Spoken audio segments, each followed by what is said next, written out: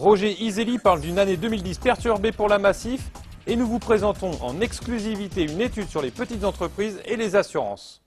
Bonjour à toutes et à tous et bienvenue dans cette nouvelle édition du JT News Assurance. À l'occasion de la présentation de la certification AFNOR des services d'assurance dommages de la Massif, Roger Iseli est revenu pour News Assurance Pro sur l'année 2010 du groupe Massif.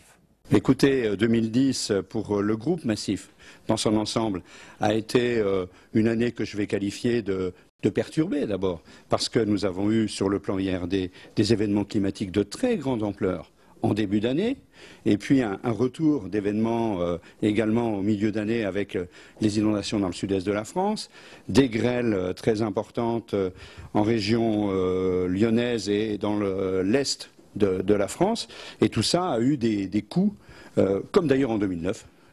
Finalement, on a retrouvé quelque chose qui est relativement identique à ce que nous avions malheureusement connu en 2009. Espérons que ça ne sera pas jamais 203. Bon, ça sera une année assez moyenne. Positive, mais assez moyenne. Par contre, nous avons connu un excellent développement sur le plan de l'épargne assurance vie.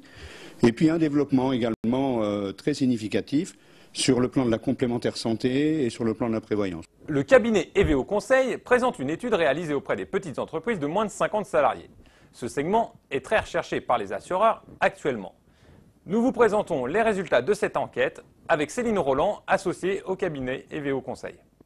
Notre enquête confirme que le marché des TPE et PME est un marché porteur pour les assureurs, puisque les entreprises interrogées ne sont pas encore pleinement équipées en produits d'assurance, notamment sur la branche assurance de personnes et par exemple sur les produits d'épargne retraite collective ou à destination des dirigeants.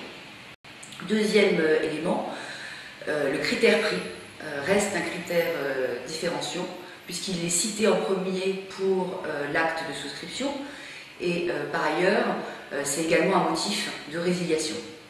Enfin, dernier renseignement significatif, les entreprises sont à la recherche d'une relation de proximité avec l'assureur et avec leur intermédiaire et privilégient encore un contact physique avec celui-ci. Ils s'attendent d'ailleurs à ce que leur intermédiaire se déplace dans leur locaux. Mercredi, vous retrouvez sur News Assurance Pro le JT des réseaux, notre format dédié au réseau de distribution. Cette semaine, les conseils pratiques porteront sur l'inscription à l'ORIAS. Pour ma part, je vous donne rendez-vous lundi prochain pour une nouvelle édition du JT News Assurance.